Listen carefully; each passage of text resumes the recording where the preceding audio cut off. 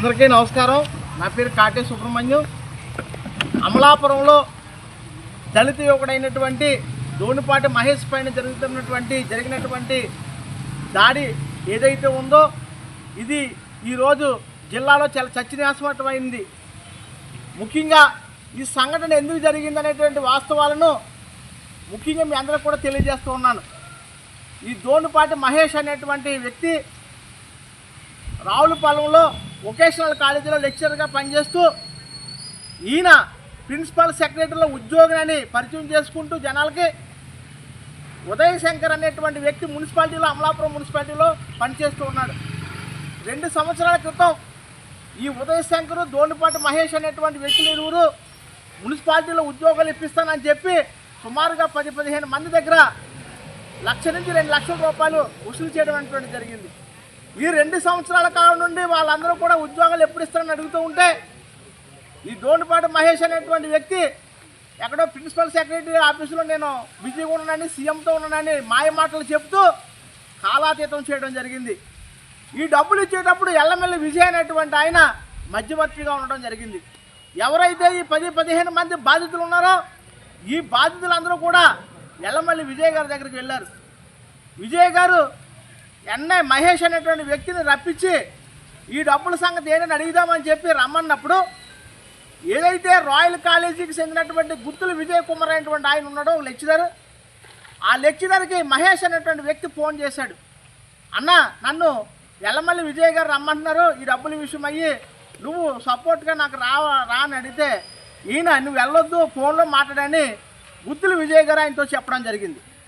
అటువంటి సమయంలో నేను ఖచ్చితంగా వెళ్ళాలి, ఇబ్బంది పెడుతున్నారని అంటే గుత్తులు విజయ్ గారు ఆయన సపోర్ట్గా వెళ్ళిన తర్వాత ఎల్లమల్లి విజయ్ గారు అక్కడ ఉండేటువంటి ఎవరైతే బాధితులు కొంతమంది మరి ఇతని మీద దాడి చేయడం అనేటువంటి జరిగినప్పుడు గుత్తులు విజయ్ గారు ఆ దాడిని ఆపడం జరిగింది. కానీ వాళ్ళు ఆకుండా ఇతని మీద విచక్షణారహితంగా దాడి చేయడం, ఇదే గుత్తులు విజయ్ గారు మరి వీళ్ళ బంధువులు ఎవరైతే ఉన్నారో వాళ్ళకి ఫోన్ చేసి ఇతన్ని కొట్టేస్తున్నారు మీరు రండి అని అంటే వాళ్ళ తరపు వాళ్ళందరూ కూడా అక్కడికి రావడం జరిగింది. ఇది జరిగిన వాస్తవం. కానీ అక్కడ ఉన్నటువంటి వైసీపీ నాయకులు వక్రీకరించి అసలు రాయల్ కాలేజీకి చెందినటువంటి గుత్తులు విజయ్ గారే ఈ మధ్యవర్తిత్వం వహించారని, గుత్తులు విజయ్ గారే డబ్బులు తీసుకున్నారని, ఆ గుత్తులు విజయ్ గారు సుభాష్ గారు కాలేజీలో పనిచేస్తున్నారని, సుభాష్ గారు మనుషులే మరి వీళ్ళని మహేష్ని కొట్టేశారని చాలా మాయ మాటలు చెప్పి ప్రజలను మభ్యపెట్టి మోసపెడుతున్నారు. ఇది కేవలం వైఎస్ఆర్ పార్టీ నాయకులు పన్నుతున్నటువంటి ఒక ఉచ్చి మాత్రమే, మోసపారుతున్న మాటలు మాత్రమే. ప్రజలు తప్పుదా పట్టిస్తున్నారు. ఇదే బాధితుడు మహేష్ ఎవరైతే ఉన్నారో ఆయన పోలీసుల దగ్గర కానీ అక్కడ వెళ్ళినటువంటి దళిత నాయకుల దగ్గర కానీ అసలు ఈ దాడికి రాయల్ కాలేజీకి చెందినటువంటి గుత్తులు విజయ్ కుమార్ కానీ అలాగే వాసంశెట్టి సుభాష్ గారు కానీ ఏదో సంబంధం లేదు.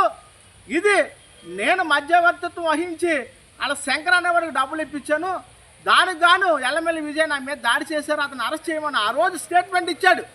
అప్పుడు ఈ వైసీపీ నాయకులు ఏమంటున్నారంటే సుభాష్ గారు అనుచరులు అతని మీద ఒత్తిడి తెచ్చి ఈ విధంగా చెప్పించారు అన్నారు.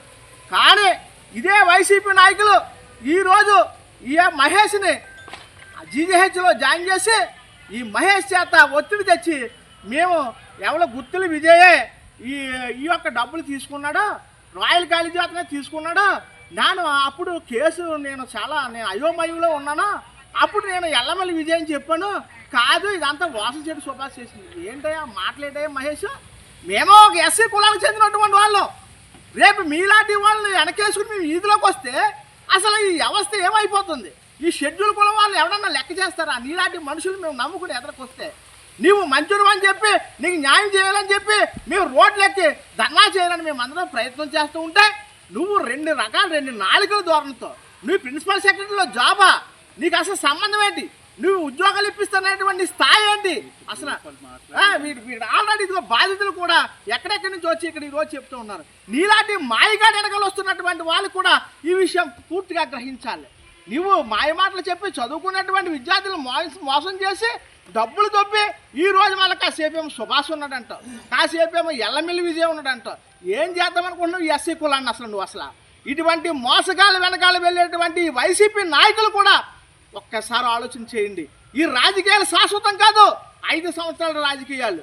ఈ 5 సంవత్సరాల రాజకీయాలు శాశ్వతం అనుకుని మీరు లేనిపోని బురద జల్లితే ఈ లేనిపోయిన కక్షలు పట్టుకుని సుభాష్ గారి మీద మీరు బురద చల్లితే రేపు ఖచ్చితంగా మీరు దానికి తగ్గ సాక్షి మీరు వహించవలసి తప్పదని మీకు అందరికీ హెచ్చరిస్తూ, ఖచ్చితంగా మరి ఇలాంటి మహేష్ 2 మాటలు మాట్లాడి మా ఎస్సీ కులాన్ని తప్పుదో పట్టిస్తున్నందుకు రేపు మేమందరం కూడా జిల్లా ఎస్పీ దగ్గరికి కలెక్టరేట్కి వెళ్ళి అతని మీద చర్య తీసుకోమని ఖచ్చితంగా మేమందరం కూడా మరి అలాగే లేనిపోని మాటలు చెప్పి ఒక రాష్ట్ర కార్మిక శాఖ మంత్రి ఆల్రెడీ TV5లో మేము చూసాం.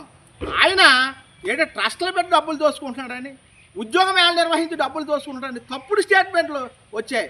కానీ ఈరోజు రామచంద్రపురం నియోజకవర్గానికి రండి.